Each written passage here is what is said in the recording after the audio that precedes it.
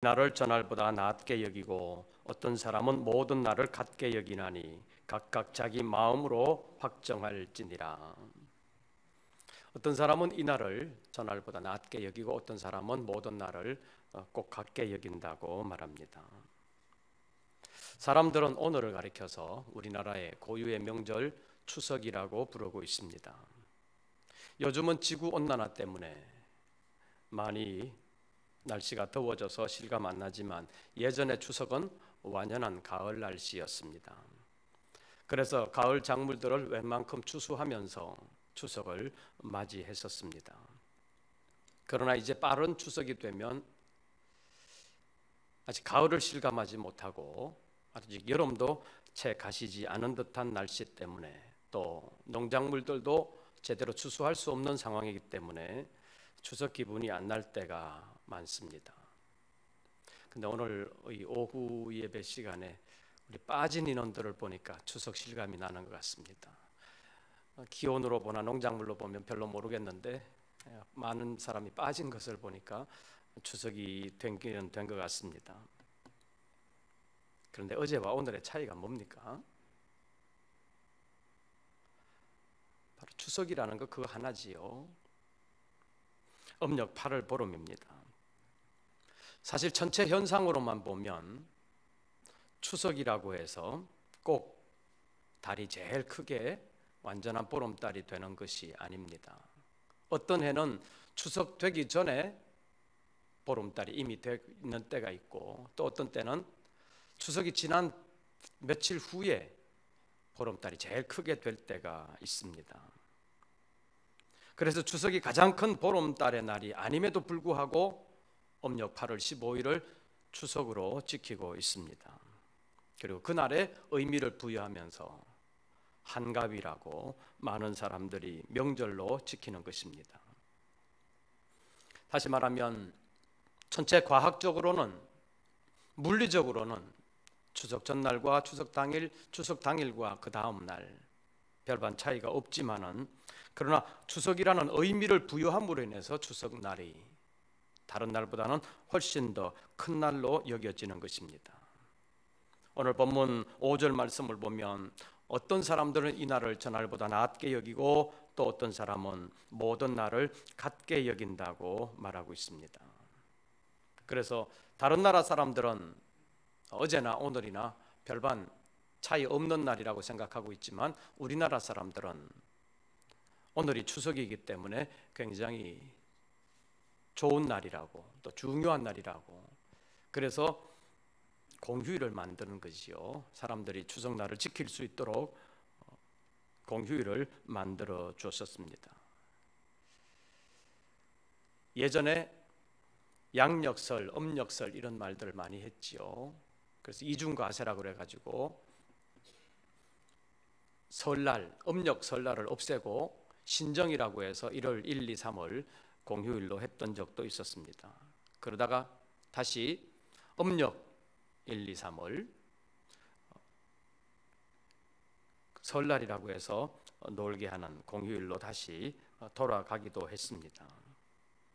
이것이 서양에는 없지만 우리나라에 있는 현상들이지요.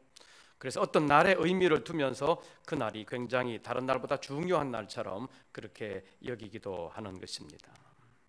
그래서 오늘도 사실 추석날이기 때문에 사람들의 일이 이렇게 많이 이동이 있는 것입니다. 만약에 갓 결혼한 가정에서 추석 전날 시집에 가고 추석날 친정에 가고 이렇게 되면 어떻게 될까요? 갓 결혼한 사람이 뭐 전날이나 그 다음 날이나 뭐 똑같지 그거 뭐 차이가 둘 필요가 있냐 이렇게 말할 수도 있지요.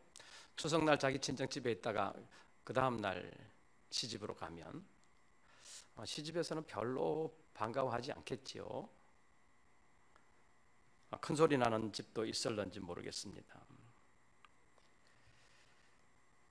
일반적인 달력의 날로 말하면 아까 말씀드린 것처럼 그 전체 과학적인 날로 말한다면 별로 차이가 없지만 의미를 이날에 두었기 때문에 이날을 어디에서 보내느냐 하는 것은 굉장히 중요하다는 것입니다. 그래서 그 의미 부여가 굉장히 다른 것입니다. 그런데 오늘 본문에 있는 말씀을 보면 어떤 사람들은 이날을 전날보다 낮게 여기고 또 어떤 사람들은 모든 날을 같게 여긴다고 했습니다.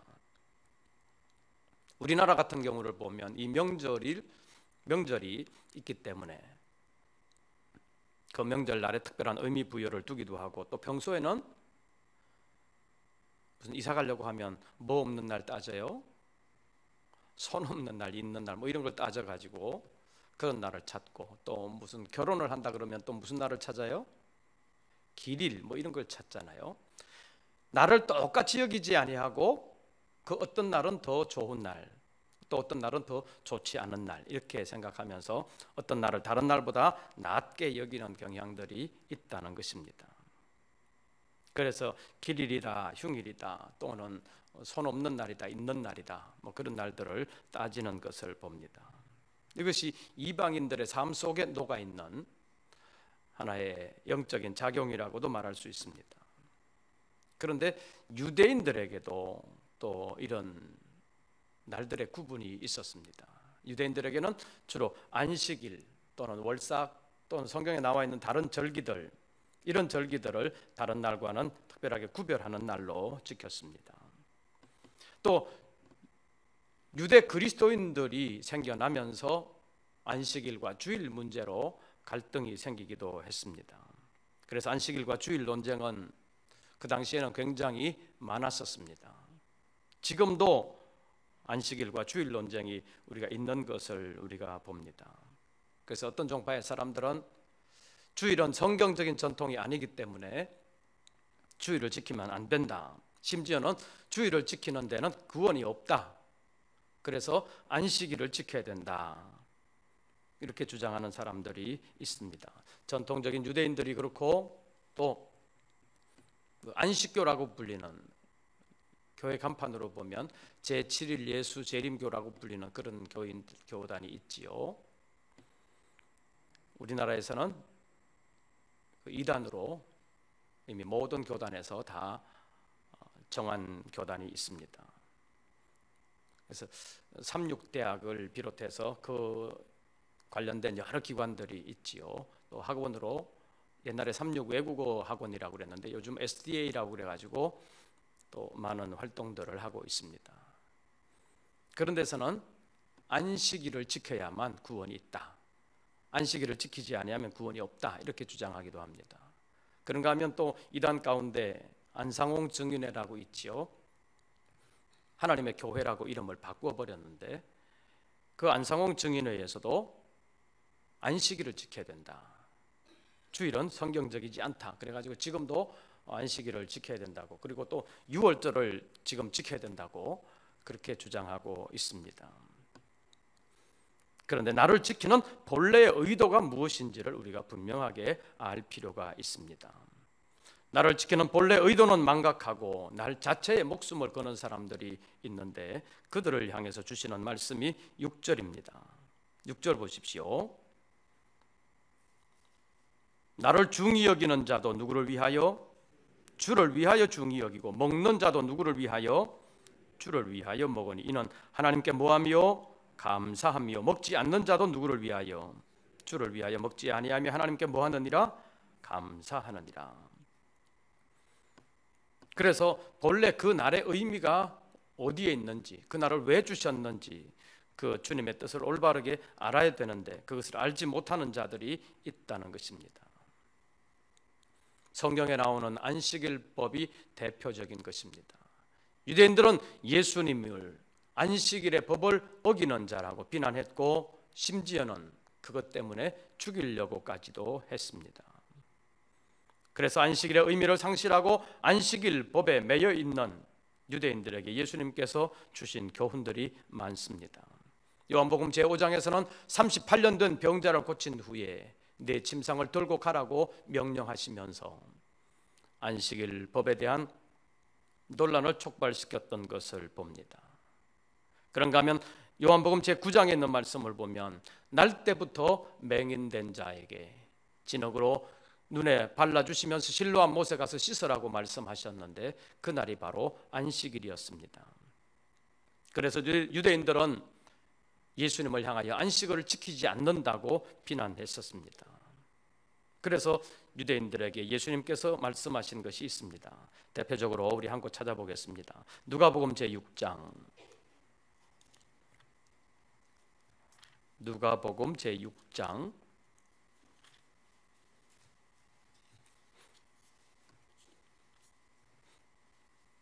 1절부터 11절까지를 우리 교독하시겠습니다.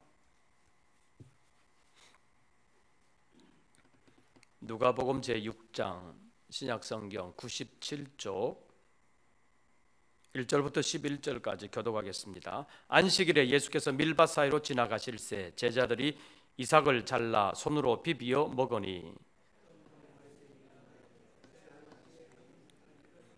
예수께서 대답하여 이르시되 다윗이 자기 및 자기와 함께한 자들이 시장할 때에 한 일을 읽지 못하였느냐.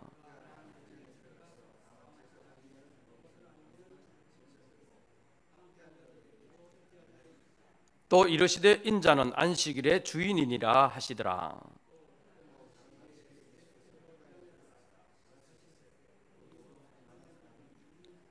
서기관과 바리새인들이 예수를 고발할 증거를 찾으려 하여 안식일에 병을 고치시는가 엿보니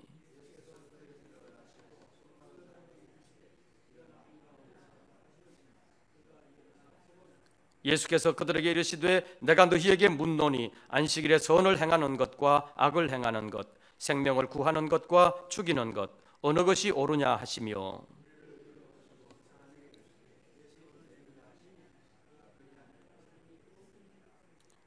11절 다 같이 읽습니다. 그들은 노기가 가득하여 예수를 어떻게 할까 하고 서로 의논하니라. 안식일에 예수님께서 제자들과 함께 밀밭 사이로 지나가셨습니다. 그런데 제자들이 어떻게 했어요? 이삭을 잘라서 손으로 비비어 먹었다 했습니다. 옛날 시골에 살았던 분들은 제자들이 어떻게 했는지를 잘 아실 것입니다. 이삭을 잘라서 손으로 비벼가지고 껍데기를 다 까가지고 먹었습니다. 그랬더니 유대인들이 뭐라고 그래요? 바리새인들이 어찌하여 안식일에 무슨 일을 하느냐? 하지 못할 일을 하느냐. 자, 이삭을 잘랐습니다. 추수행위예요. 그것도 비비어 먹었습니다. 탈곡행위에다가 요즘으로 말하면 도전까지 했습니다. 안식일에 일을 하지 말라고 그랬는데 왜 이삭을 잘라 먹느냐? 추수를 하고 도전까지 하느냐? 그것입니다. 그래서 바리새인들은 너희가 안식일에 하지 못할 일을 했다라고 비난했습니다. 그때 예수님께서 다윗의 일을 말씀하시면서 인자는 안식일의 주인이니라 라고 말씀하셨습니다. 다시 말하면 제자들이 밀을 잘라 먹은 것이 안식일을 범한 것이 아니라는 것입니다. 또 6절에서 있는 말씀을 보면 예수님께서 안식일에 회당에 들어가셨을 때 거기 손 마른 사람이 있었습니다. 요즘으로 말한다면 아마 한 손 중풍 걸린 것처럼 손에 활동을 못하는 사람이 있었습니다. 그런데 서기관들과 바리새인들은 예수를 고발할 증거를 찾기 위해서 안식일에 과연 병을 고치나 안 지키나 이것을 엿보고 있었습니다. 그때 예수님께서 물으시지요. 그 손 마른 사람들을 가운데 세우고 물으시기를 안식일에 선을 행하는 것과 악을 행하는 것, 생명을 구원하는 것과 죽이는 것 어느 것이 옳으냐라고 물으십니다.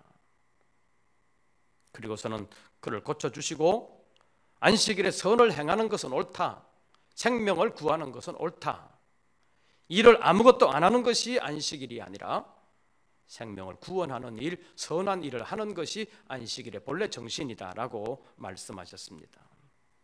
그런데 당시에 안식일 법이라고 말하는 유대인들의 생각에서는 예수님께서 행하신 그것은 안식일을 범하는 일이 된다고 생각했습니다.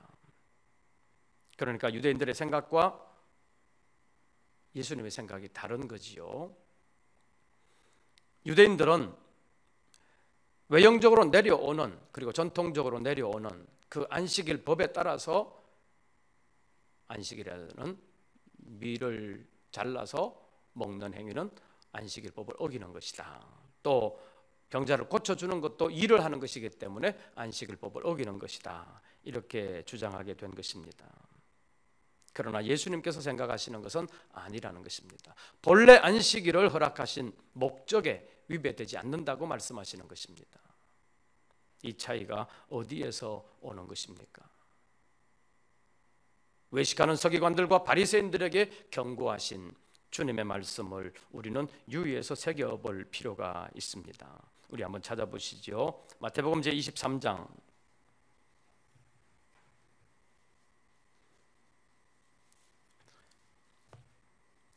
마태복음 제23장에서는 외식하는 서기관들과 바리새인들을 향하여 7가지의 화를 말씀하시고 있습니다. 그 말씀 가운데서 23절 말씀을 봐주시기를 바랍니다. 마태복음 제23장 23절 우리 다 같이 읽습니다. 화 있을진저 외식하는 서기관들과 바리새인들이여 너희가 박하와 회향과 근처의 11조는 들이되 율법에 더 중한 바 정의와 긍휼과 믿음은 버렸도다. 그러나 이것도 행하고 저것도 버리지 말아야 할지니라. 박하와 회향과 근처의 11조를 드린다는 것은 철저한 11조 생활을 말합니다. 박하와 회향과 근처는 농작물로 말한다면 주작물이 아닙니다. 텃밭에서 조금씩 키우는 것이라고 말할 수 있습니다. 그런데 그런 11조까지 이 서기관들과 바리새인들은 다 했다는 것입니다. 그런데 무엇은 버렸어요? 무엇은 버렸어요?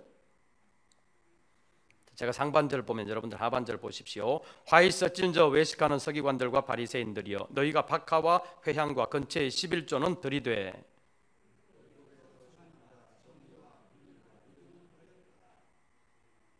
그 다음 문장은 다 같이 읽습니다.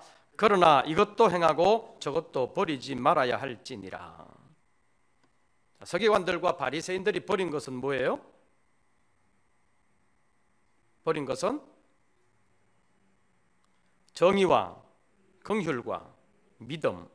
그런데 이 정의와 긍휼과 믿음을 율법의 어떤 부분이라고 그래요?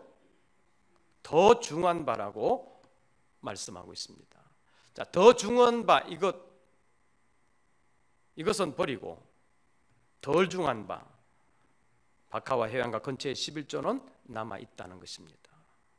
그런데 예수님께서는 이것도 어떻게 하고 행하고 저것도 버리지 말아야 될지니라.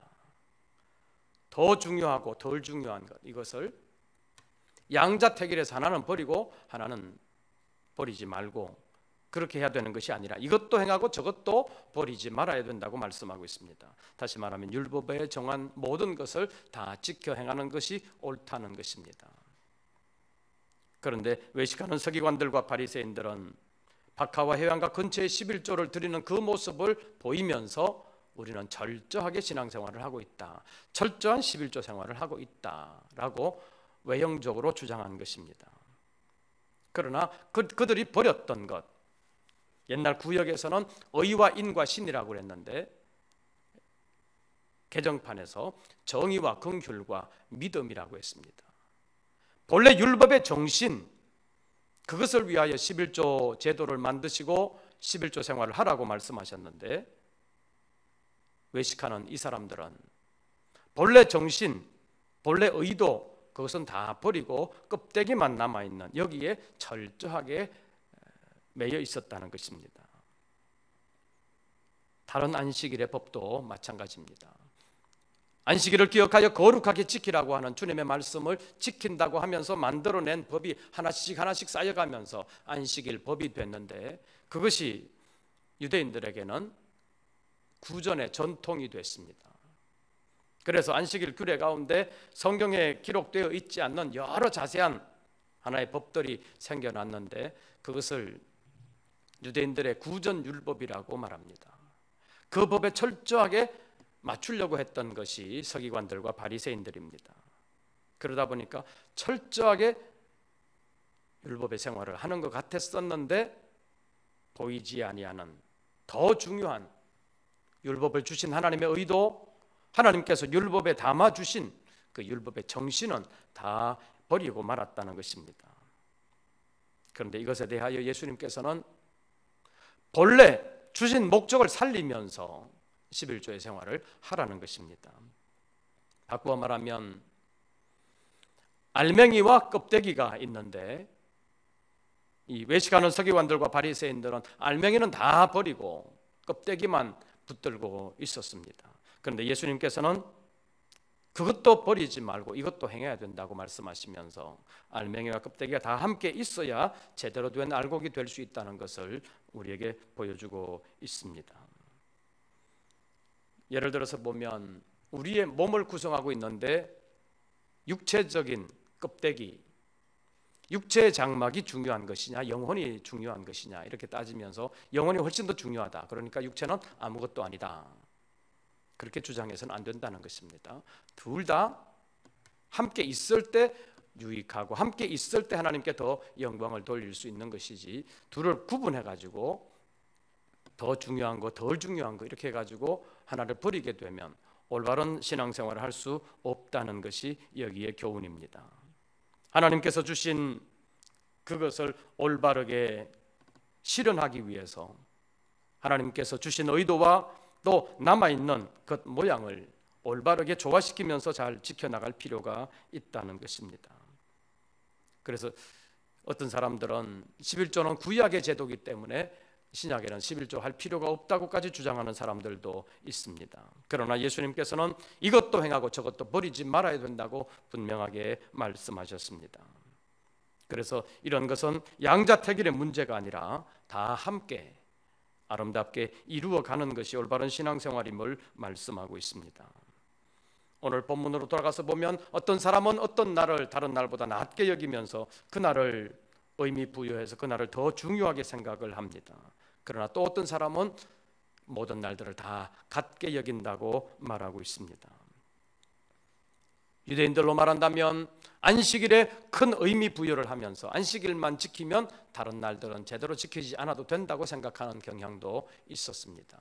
유대인들은 모든 날보다도 안식일을 더 존귀한 날로 여겼습니다. 그러나 오늘 우리의 입장에서 신약적인 관점에서 본다면 주일이 중요한 것은 사실이지만 그렇다고 해서 월요일부터 토요일까지 모든 날들이 중요하지 않은 날이 아니라는 것입니다. 그래서 모든 날 동안 하나님의 영광을 위해서 살아야 된다는 것이 오늘 성경의 가르침이라는 것입니다. 그래서 어떤 사람들은 날을 중하게 여겨서 다른 날보다 어떤 한 날을 더 중히 여기고 있지만은 그렇다고 해서 다른 날을 가볍게 여기면서 다른 날을 아무렇게 살아도 된다는 것은 아니라는 것입니다. 그래서 나를 중히 여기는 자도 주를 위하여 중히 여기고 먹는 자도 주를 위하여 먹는다고 말씀하시면서 늘 하나님께 감사하고 하나님께 영광 돌리는 삶을 살아야 되는 것을 말씀하고 있습니다. 그러면서 우리가 조심해야 될 것이 7절 보십시오. 우리 중에 누구든지 누구를 위하여 사는 자가 없고 자기를 위하여 사는 자가 없고 자기를 위하여 죽는 자도 없도다. 우리가 살아도 누구를 위하여? 주를 위하여. 죽어도 주를 위하여 죽나니 그러므로 사나 죽으나 우리가 누구의 것이로다? 주의 것이로다. 고린도전서 10장 31절 말씀을 보면 먹든지 마시든지 다 하나님의 영광을 위하여 하라고 말씀했습니다. 우리가 무엇을 하든지 다 하나님의 영광을 위하여 해야 된다는 것입니다. 그런데 어떤 날을 다른 날보다 낮게 여기는 그 사람은 모든 날을 같게 여기는 사람을 비난하고 자기들이 옳다고만 주장하는 경향들도 있습니다.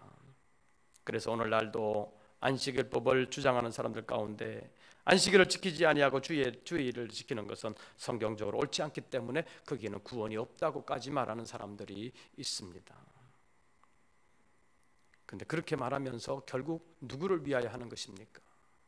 그들은 결국 하나님을 위하여 한다기보다는 자기들을 위하여 그렇게 주장하는 것입니다. 하나님을 위하여 한다는 그 핑계, 명목은 세워놨지만 결국은 자기들을 위해서 그런 주장들을 하고 있는 것을 우리가 보고 있습니다. 그런데 성경은 자기를 위하여 사는 자도 없고 자기를 위하여 죽는 자도 없다는 바울의 말을 통해서 살든지 죽든지 먹든지 마시든지 무엇을 하든지 다 하나님의 영광을 위하여 하라고 말씀하고 있습니다. 그래서 이런 명절들을 우리가 어떻게 지켜야 되겠습니까? 명절에 특별한 의미를 부여하면서 이 명절은 어떻게 지내야 되고 다른 날은 또 어떻게 지내야 되고 구분하기도 하지만 그것보다는 모든 날들을 다 하나님의 영광을 위하여 하는 그런 믿음의 자세를 가지고 우리는 살아야 되는 것입니다. 그래서 주일 생활을 하면서 주일을 특별하게 지켜야 되는데 요즘 주일을 제대로 안 지키는 사람들이 많아졌지요. 예전에 그 신자들을 구분하면서 주일 신자와 전체 전일 신자로 구분하기도 했습니다. 그래서 선데이 크리스찬이라고 그랬는데 그런 사람들은 어떤 사람이냐면 주일은 잘 지키는데 다른 날은 신앙적으로 살지 않는 사람들을 명목상의 그리스도인, 그래서 주일 신자라는 말로 불렀습니다. 근데 요즘은 주일 신자도 그렇게 많아지지 않는 추세입니다. 주일도 제대로 지키지 않는 사람들이 많이 있습니다. 그런데 성경은 말씀하십니다. 주일만을 지키는 것이 아니라 다른 날들도 다 주님의 사람으로 살아가야 된다는 것입니다. 그래서 선데이 크리스찬이 아니라 모든 날들을 다 주님의 날로 알고 주님 앞에서 올바르게 살아가야 되는 것이 진정한 의미의 신앙생활인 것입니다.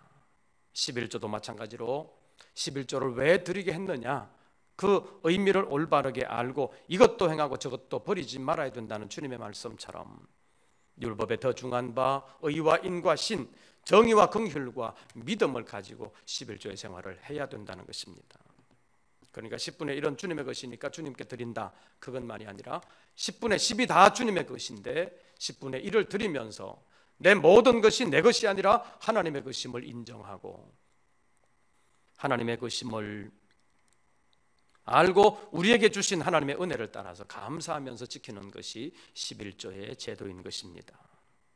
마찬가지로 주의 날 하루를 우리에게 복된 날로 허락해 주신 하나님께서는 월요일부터 토요일까지 살아가는 모든 날들도 하나님께서 우리에게 주셨다는 사실을 알기를 원하시고 그 날들을 하나님 앞에서 아름답게 살아드리기를 원하시는 것이 하나님의 뜻인 것을 우리는 알아야 되는 것입니다.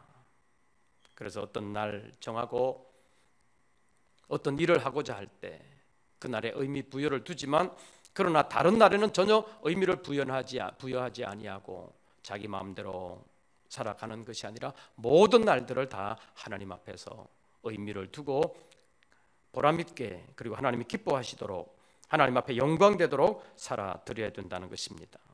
그래서 주를 위하여 하는 표현에 귀를 기울이시기를 바랍니다. 6절 말씀 보십시오. 나를 중히 여기는 자도 누구를 위하여? 주를 위하여 중히 여기고 먹는 자도 누구를 위하여? 주를 위하여 먹으니 이는 하나님께 뭐하며? 감사하며 먹지 않는 자도 누구를 위하여? 주를 위하여 먹지 아니하며 하나님께 뭐하느니라? 감사하느니라.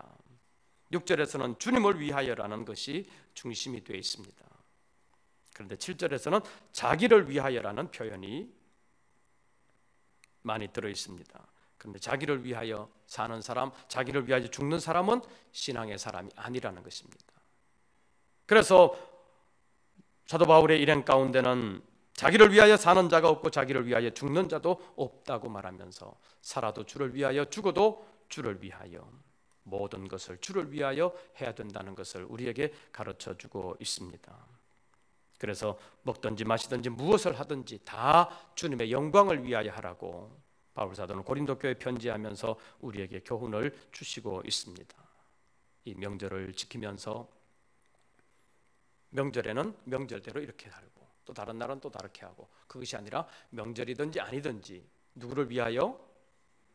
주를 위하여, 나를 위하여가 아니라 주를 위하여 해야 된다는 것입니다.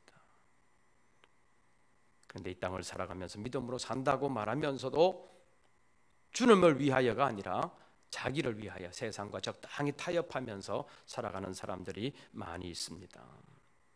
오직 주님을 위하여 주님 앞에 영광스럽게 살아드릴 수 있도록 우리의 믿음의 자세를 새롭게 하면서 우리 주님 앞에 서는 그날 잘했다고 칭찬함을 받는 하나님의 사람들 되시기를 바랍니다. 왜 모든 일에 주님을 위하여 살아야 되느냐? 9절 보십시오. 이를 위하여 그리스도께서 죽었다가 다시 살아나셨으니 곧 죽은 자와 산 자의 뭐가 되게 하려 하심이라? 주가 되려 하심이라. 그 다음 10절 제가 봅니다. 내가 어찌하여 내 형제를 비판하느냐? 어찌하여 내 형제를 업신여기느냐? 우리가 다 하나님의 뭐 앞에? 심판대 앞에 서리라. 11절 다 같이 읽으십시오.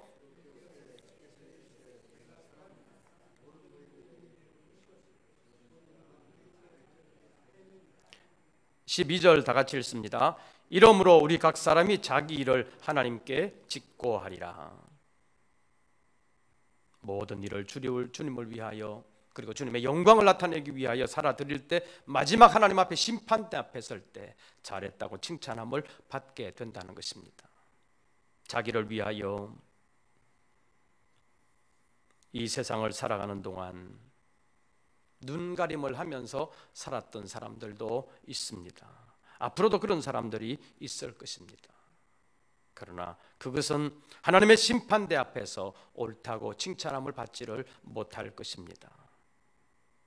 살아도 주를 위하여 살고 죽어도 주를 위하여 죽는다는 말씀처럼 먹든지 마시든지 무엇을 하든지 다 하나님의 영광을 위하여 하면서 하나님 앞에서 그날을 아름답게 살아드리고 하나님의 인정을 받고 마침내는 그날에 하나님께 상을 받는 우리 모든 권속들 되시기를 주의 이름으로 축원합니다.